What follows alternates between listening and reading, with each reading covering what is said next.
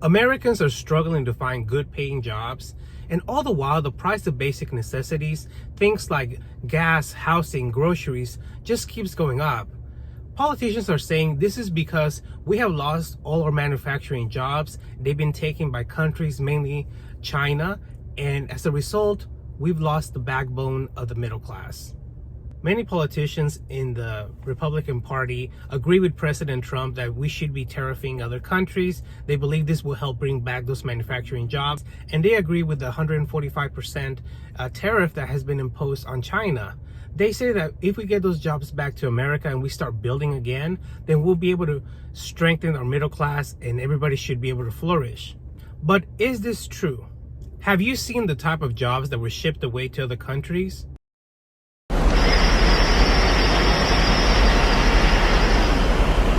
And do you think this type of jobs will pay enough for you to reach the American dream? Let's imagine it for a second. Let's say those jobs come back to the United States. And let's say you get one of those jobs. So you're excited, you're gonna be able to build a future in the American dream, just like your parents, your grandparents did. You know, you buy the house, you have the white picket fence, a stay-at-home wife, the kids, you just have the American dream. Let's say you go to work the first day, you're excited, you have your nicely ironed outfit, your combed hair, you have your lunchbox, you get to work, you get your badge, and then you're walked into your section of the factory.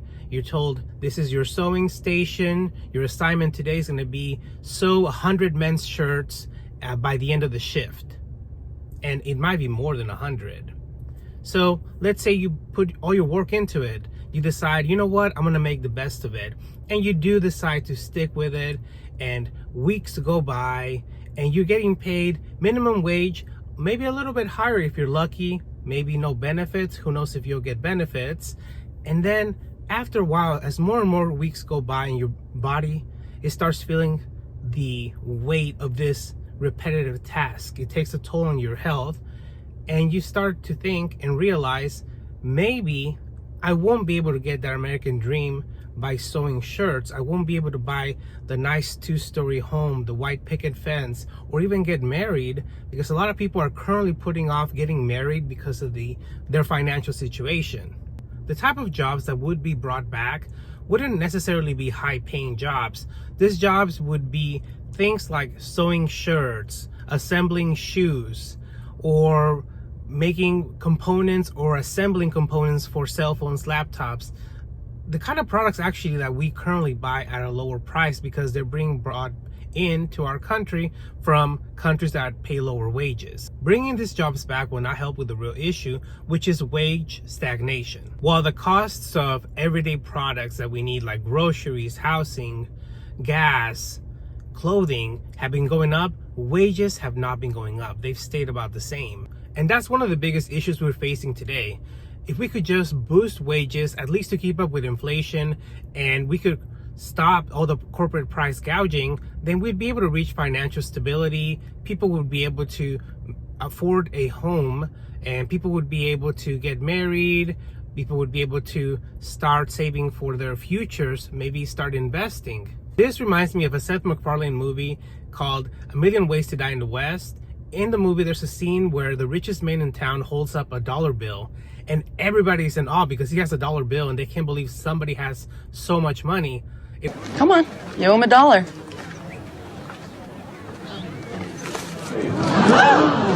There it is! It's beautiful! Take your hat off, boy, that's a dollar bill! It also reminds me of a scene from The Simpsons where Grandpa Simpson is talking about how much he could buy with a nickel. He talks about he could buy so many products and that he would still have change left over. See, what's going on is that the value of money has changed, but our system has not. So why do many people say that bringing back manufacturing jobs will solve a problem that is rooted in the value of money and price gouging? And here's where things get really interesting. We all like to say that we live in a capitalist society, and many people say, especially on the right, that they support capitalism is the best economic system in the world, and that we should buy American, that we should support our local businesses. But the interesting is that a lot of voters, even business owners, will not buy American.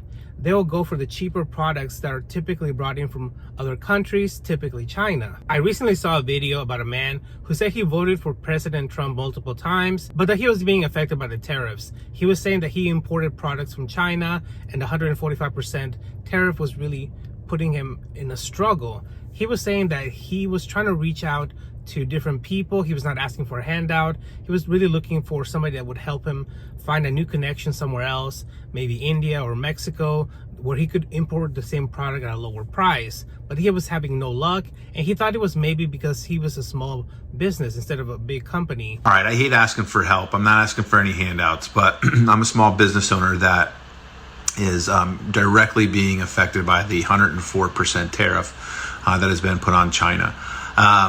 I import alloy wheels for cars, and I do somewhere in the neighborhood of 10 to 15 containers a year, which is a small business in regards to this industry. At 104%, I am absolutely going to implode and will not last 6 months. So with that said, I'm asking, is there anybody out there that has connections with manufacturing facilities, specifically alloy wheels, either in the United States or outside in these lesser tariffed countries like Mexico, Indonesia? And now he's competing with bigger companies who are also trying to make the same deals, but at a larger scale than he's trying to do, so they can import the same product. And here's the thing. If we are to become a self-reliant country and we want to start pushing more buy American products, then we need to have a culture change where we do support the local manufacturers, and especially those people who are saying that we need to put tariffs and start buying more American.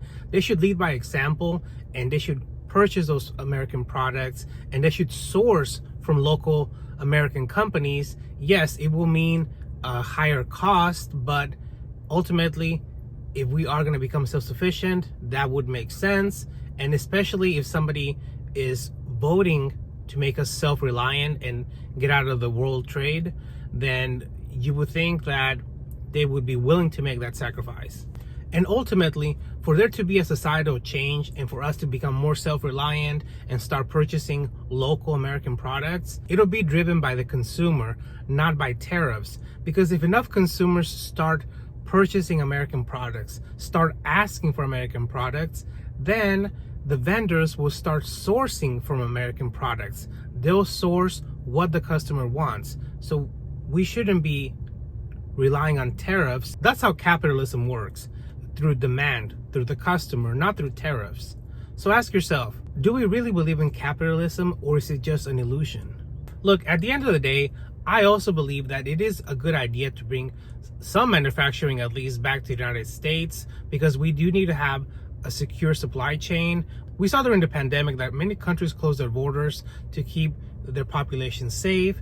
So there was a great disruption in the supply chain. There were shortages and prices increased. So it would be good to also have local manufacturing. Bringing jobs back from overseas to America alone won't help solve a lot of the issues we have, like the housing affordability issues, the basic affordability of basic goods. We also have to fix wage stagnation, make sure that there's no price gouging from companies that want to boost their profits, and calling to create a culture where we buy local and buy more American products instead of imported products won't work if the people who are the biggest cheerleaders for this movement aren't willing to buy American products themselves. They're willing to buy cheaper products from abroad instead of enduring a higher price. A lot of people are accusing Trump of not having any of his merchandise made in the United States of America. To disprove that, I'm going to go to his own merchandise store in Trump Tower to show you how much is made in the USA. Trump socks. Oh my God, what? Made in, oh, not the USA. Huh, interesting. Made in China. Okay. Not all of Trump's merchandise is made in China. I mean, like this, for instance. This is made in...